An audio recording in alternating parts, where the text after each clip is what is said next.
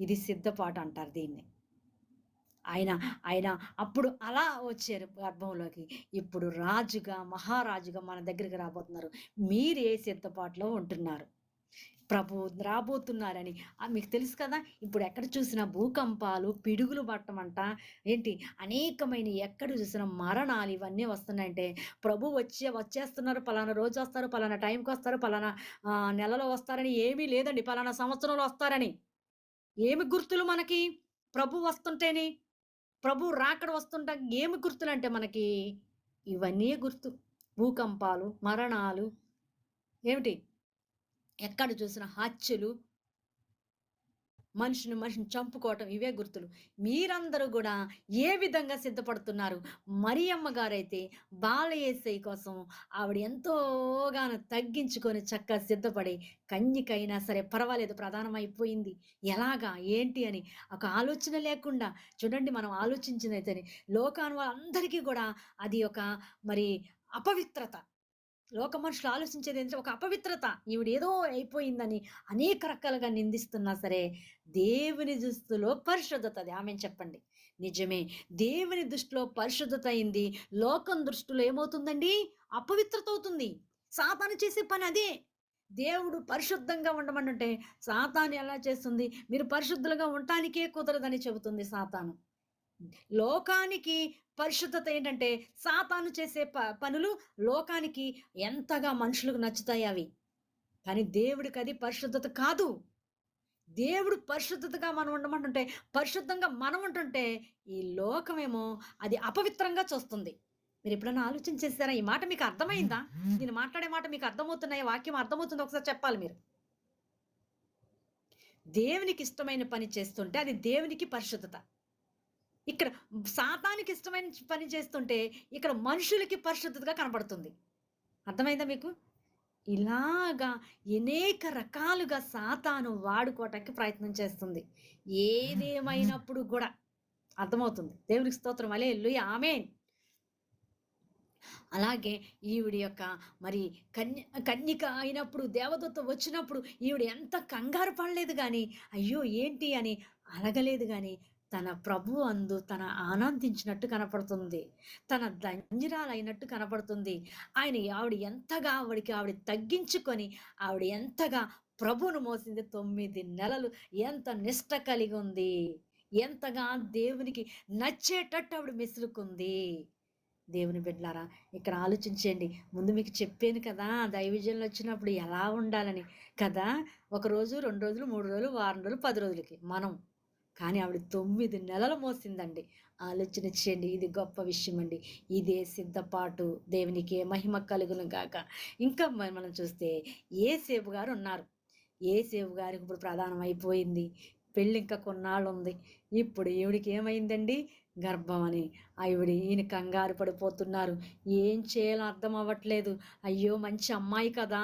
చక్కని అమ్మాయి కదా!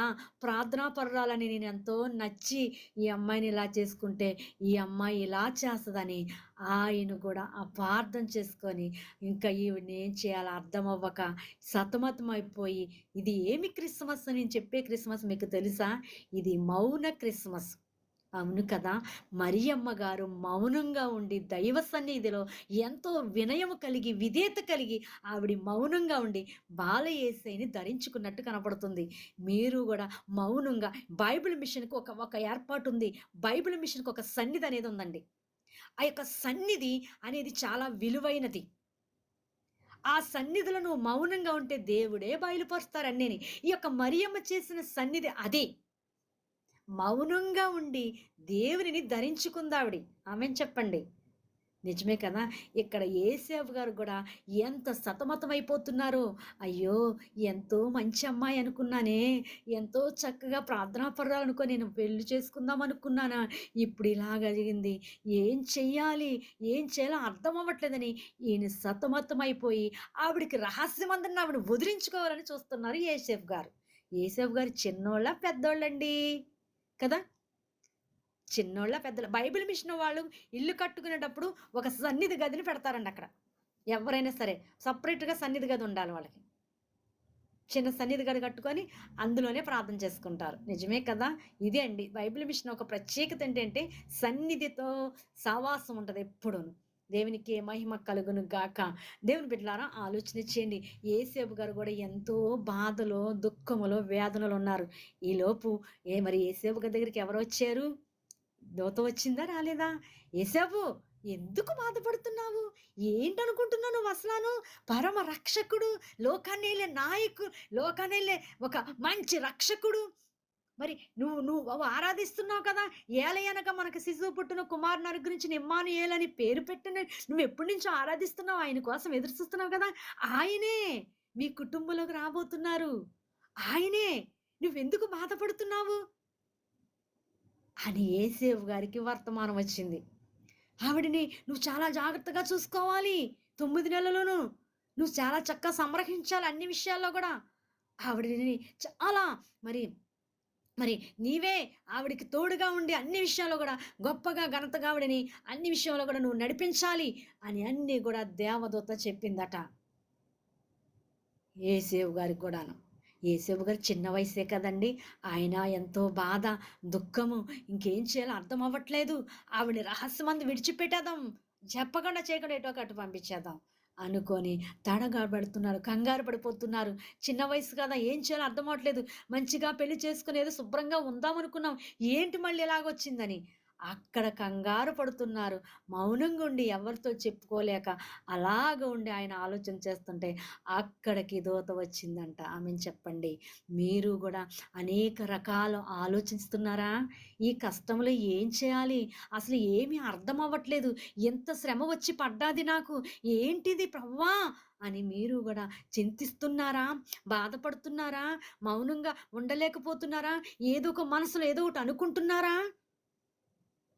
యేసేపు వలె, మరియమ్మ వలె మరియమ్మ గారైతే అనుకోలేదు గానేమి. దూత చెప్పగానే ఆవిడ ధన్యురాలనుకోని, ఆవిడెంతో ఆనందించి, ఆయన్ని ఎలా మోయాలి ఇంక నేనని ఆవిడ సిద్ధపడినట్టు కనపడుతుంది. యేసేపు గారు గూడా దూత వచ్చి రక్షకుడట. మీ యొక్క కుటుంబంలో జన్మించబోతున్నారంట. అది అది శరీరరీతిగా కాదు గాని, పరిశుద్ధాత్మ తండ్రి వల్ల వచ్చిందని నేను చెప్తున్నా. దేవుడు పంపించారు నన్ను అని దూత చెప్పగానే అవునా? నిజమా? ఆ రక్షకుడు మా కుటుంబంలో మరి జన్మించబోతున్నారా? అని యేసేపు గారు గూడా ఎంతో సంతోషించారంట. ఆమెను చెప్పండి. సంతోషించి చక్కగా ఆయన గూడా మరియమ్మ గారిని చూసుకోటానికి ప్రేమగా, దయ కలిగి చక్కగా ఆయన సిద్ధపడి ఆవిడ దగ్గరికి వెళ్ళినట్టు కనపడుతుంది.